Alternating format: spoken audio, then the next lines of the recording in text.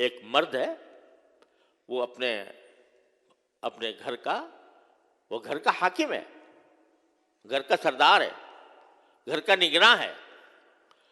تو اگر اس کے گھر میں دین پر عمل نہیں ہو رہا، اس کے بچے نمازی نہیں بن رہے اور ان میں خرابیاں پیدا ہو رہی ہیں، وہ گناہ کا ارتکاب کر رہے ہیں، تو یہ راعی جو ہے، یہ نگہباں جو ہے، یعنی ہیڈ آف دی فیملی جس کو کہا جاتا ہے، اس سے سوال کیا جائے. یہ نہیں ہے کہ بھائی ہیڈ آف دی فیملی جو ہے وہ خود تو صف اول میں آ کے نماز پڑھے، 5 وقتوں کی تکبیر اولا اس کی فوت نہ ہو، رمضان کے پورے روزے رکھے، زکوٰۃ بھی دے، سب کچھ دے، لیکن بچے جو ہیں وہ جا رہے ہوں بے دینی کی طرف اور الحاد کے شکار ہو رہے ہوں، ان میں خراب عادتیں پڑ رہی ہوں، وہ نشے کے عادی ہو رہے ہوں، وہ فحاشی کے خوگر ہو رہے ہوں، تو یہ تنہا اس کا صف اول میں نماز پڑھنا کافی نہیں ہے، بلکہ اس کے ذمہ لازم ہے کہ وہ اپنے بچوں کی تعلیم و تربیت کا، دینی تعلیم و تربیت کا انتظام کرے، اور ان کو برائیوں اگر وہ کر رہے ہیں تو برائیوں سے روکے، ان کو جس طرح ہو سکے. ہاتھ سے روک سکتا ہے، ہاتھ سے روکے، زبان سے سمجھا کر روک سکتا ہے، زبان سے سمجھا کر روکے، جو بھی طریقہ ہو، تو وہ اس کی ذمہ داری ہے. اسی لیے قرآن کریم میں فرمایا یا ایھا الذین آمنوا قوا انفسکم واہلیکم نارا، اے ایمان والو اپنے آپ کو بھی جہنم سے بچاؤ اور اپنے گھر والوں کو بھی جہنم سے بچاؤ. یعنی تمہاری ذمہ داری صرف اپنے آپ کو جہنم سے بچانے کی نہیں ہے، بلکہ اپنے گھر والوں کو بھی جہنم سے بچانا تمہاری ذمہ داری.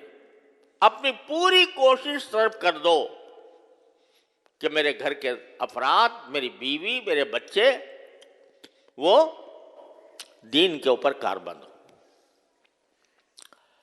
اور یہاں جو اللہ تعالیٰ نے لفظ استعمال کیا وہ یہ ہے کہ اپنے آپ کو بھی بچاؤ، اپنے بچوں کو بھی بچاؤ. کاہے سے بچاؤ؟ آگ سے. کون سی آگ؟ جہنم کی آگ. لیکن یہ لفظ استعمال کر کے اشارہ اس طرف کر دیا کہ بعض اوقات لوگوں کے دل میں خیال ہوتا ہے کہ بھئی ہم نے تو اپنی اولاد کو سمجھایا بہت، لیکن نہیں مانتی. ہم نے اس کو پیمائش کی، وہ کوشش کی، اس کو تعلیم بھی دینے کی کوشش کی، تربیت بھی کرنے کی کوشش کی، مانتی نہیں. ہم کیا کریں؟ نوح علیہ السلام کا بیٹا بھی تو گمراہ ہو گیا تھا. تو اس واسطے ہم نے تو اپنی طرف سے سمجھانے کی پوری کوشش کر لی. قرآن کہتا ہے کہ تم اپنے گھر والوں کو آگ سے بچاؤ. کیا معنی؟ کہ فرض کرو ایک جگہ آگ بھڑک رہی ہے اور تمہارا ایک بچہ ہے نادان، وہ اس آگ کی طرف بڑھ رہا ہے. آگ اس کو اچھی نظر آ رہی ہے، خوبصورت نظر آ رہی ہے، اس آگ کی طرف بڑھ رہا ہے. تو کیا صرف زبانی فہمائش پر اکتفا کر لو گے کہ بیٹا نہیں آگ ہے اس وقت پاس مت جانا؟ وہ اگر نہ مانے تو آپ چین سے بیٹھے رہو گے کہ ہم نے تو سمجھا دیا بھائی یہ جانے، اس کا کام جانے، اور اس واسطے وہ آگ میں اگر چلا جائے تو آپ یہ کہہ کر بری ہو جائیں کہ میں تو سمجھا دیا تھا اس کو کہ بیٹا یہ آگ ہے، اس میں جل جاؤ گے اندر جانے سے. اگر تم صحیح معنی میں باپ ہو تو تمہاری زندگی حرام ہو جائے گی جب تک کہ اس کو گود میں اٹھا کر وہاں سے بچا نہ لو آگ سے. تو محض زبانی فہمائش پر یہ سمجھنا کہ میری ذمہ داری پوری ہو گئی، یہ بڑی دھوکے کی بات ہے.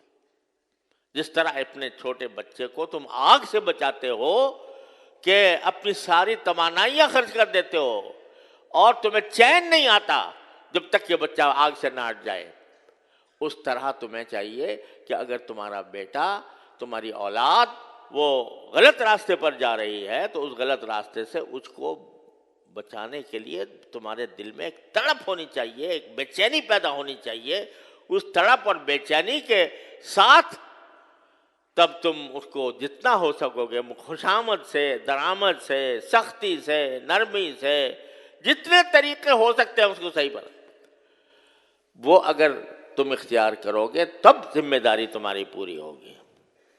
لیکن محض یہ کہہ دو، اول تو کہتے ہی نہیں، بھائی جا رہا ہے یہ زمانہ ہی ایسا ہے، کیا کریں بھائی، سارے زمانے کا جو دستور ہے ویسے ہی ہمارا بیٹا بھی کر رہا ہے، ویسے ہی ہمارے بچے بھی کر رہے ہیں، کوئی فکر ہی نہیں ہے.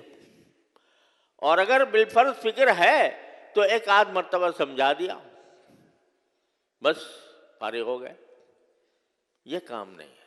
قو انفسکم واہلیکم نارا، اپنے آپ کو بھی جہنم سے بچاؤ، اپنے اہل و عیال کو بھی جہنم سے بچاؤ. تو یہ ہے کہ انسان اپنے گھر میں راعی ہوتا ہے، نگہباں ہوتا ہے، وہ حاکم ہوتا ہے، حاکم کا